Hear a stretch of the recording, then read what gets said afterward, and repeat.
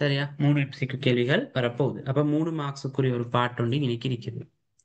அடுத்தது வந்து உங்களோட பார்ட் 2 பேப்பரோட ஃபர்ஸ்ட் ஸ்ட்ரக்சர், முதலாவது ஸ்ட்ரக்சர் 2வது யூனிட்டை மையப்படுத்தினதாகத்தான் கேள்வி இருக்கும். ஃபர்ஸ்ட், அதாவது 2வது யூனிட்டையும் 1வது யூனிட்டையும் மையப்படுத்தி கேள்விகள் இருக்கும். அதுல முதலாவது ஸ்ட்ரக்சர்ல ஏ பார்ட், பி பார்ட், சி பார்ட்னு சொல்லி 3 பகுதிகள் இருக்கும்.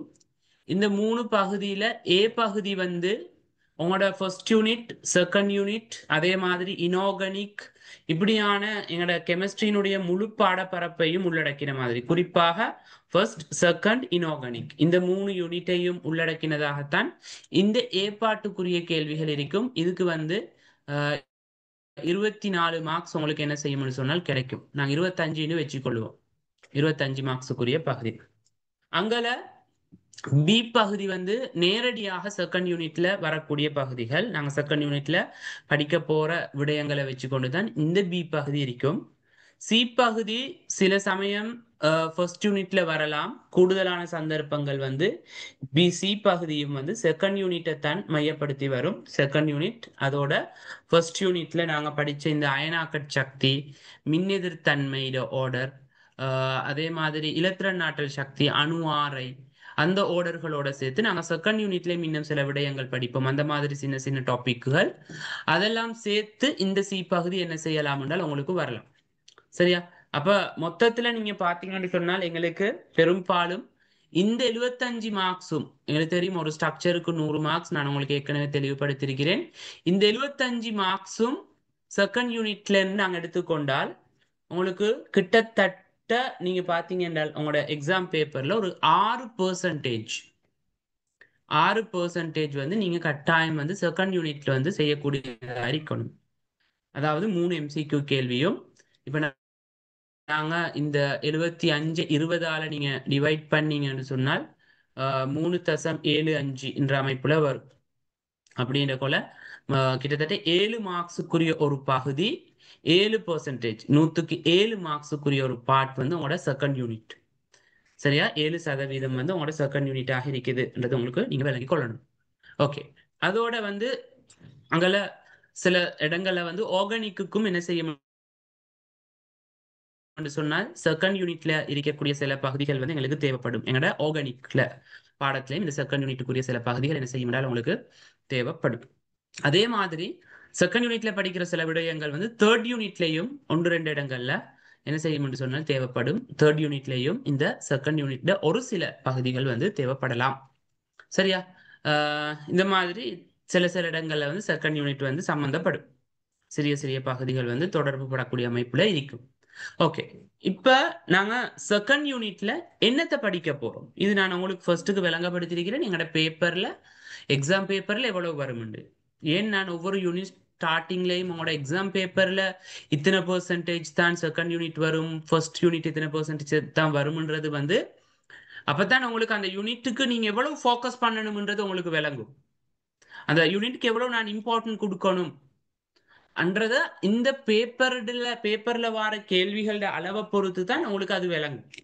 அதுக்காக வேண்டிதான் ஆரம்பத்தில் இந்த பகுதி உங்களுக்கு சொல்லித்தாரது.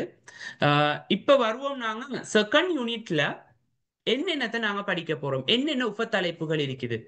ஃபர்ஸ்ட் யூனிட்ல நீங்க கிட்டத்தட்ட 8 உபத்தலைப்புகள் படிச்சிருப்பீங்க. அந்த 8 உபத்தலைப்புகளை ஞாபகத்துல வச்சுக்கொண்டீங்க என்றால் அந்த 8 உபத்தலைப்புகளுக்குள்ள 8 இல்ல சாரி 6 உபத்தலைப்புகள் இருக்குது.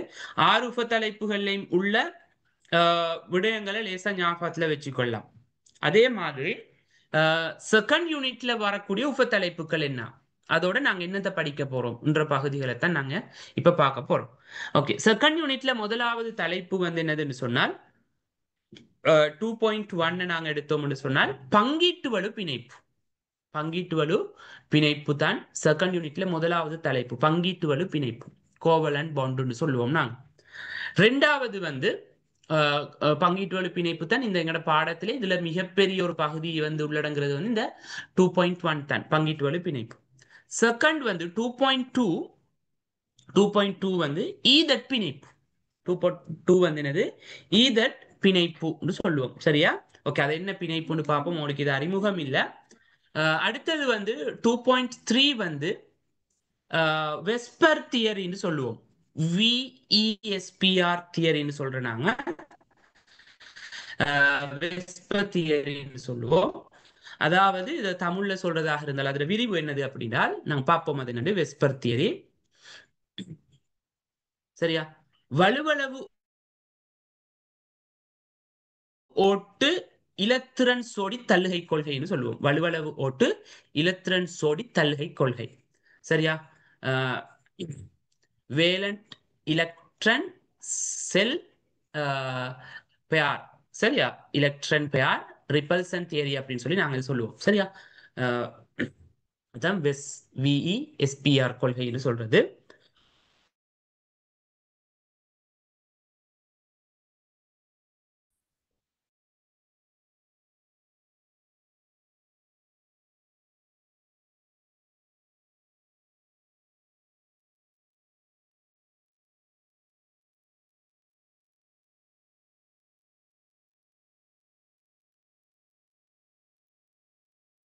அம்ரா என்ன ஹொஸ்ட் ஆக்கிடுங்க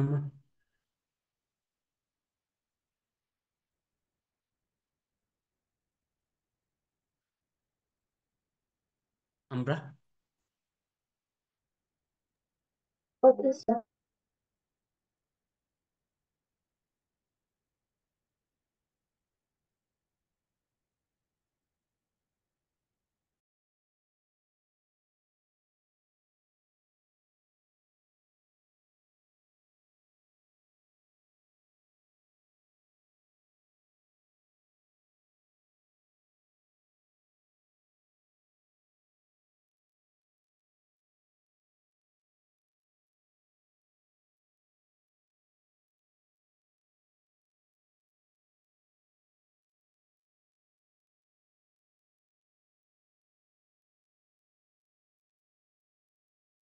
அப்ப எங்கட 2.4 வந்து அயன் பிணைப்புகள் வந்து 2.4 இருக்கும். அயன் பிணைப்புகள்ன்றது வந்து 2.4 காணப்படும். அடுத்தது வந்து 2.5ல வாரது வந்து என்னதுன்னு சொன்னால் உலோக பிணைப்புகள் சொல்லுவோம். உலோக பிணைப்புகள் 2.5ல வார விஷயம்.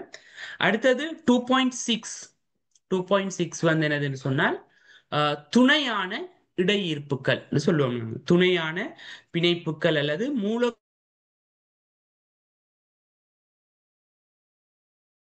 இதுதான் இந்த நாங்க யூனிட்ல படிக்க போ 6 தலைப்புகள். ஃபர்ஸ்ட்டுக்கு பங்கீட்டுவலு பிணைப்பு பத்தி படிப்போம்.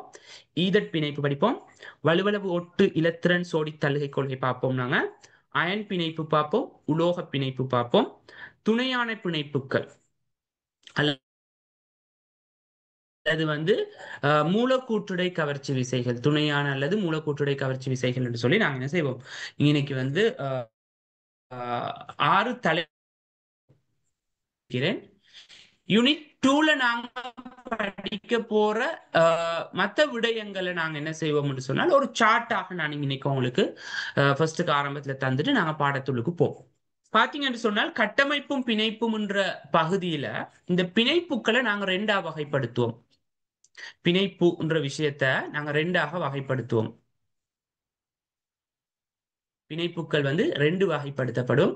ஒன்று வந்து என்னதுன்னு சொன்னால் முதலான பிணைப்புகள். சரியா? முதலான பிணைப்புகள் நாங்க என்னன்னு பார்ப்போமா. முதலான பிணைப்புகள் முதலான பிணைப்புகள். அடுத்தது வந்து என்னது துணையான பிணைப்புகள். துணையான பிணைப்புகள் முதலான பிணைப்புகள். அடுத்தது வந்து என்னது துணையான பிணைப்புகள் என்று சொல்லி நாங்க என்ன செய்வோம் என்றால் இந்த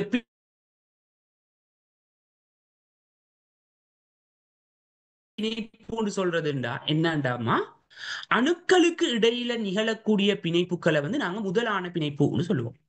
ஒரு ஆக்சிஜன் அணுவுக்கும் ஒரு ஹைட்ரஜன் அணுவுக்கும் இடையில ஒரு பிணைப்பு உருவாகுது என்றால் ஆக்சிஜன் அணுவுக்கும் ஒரு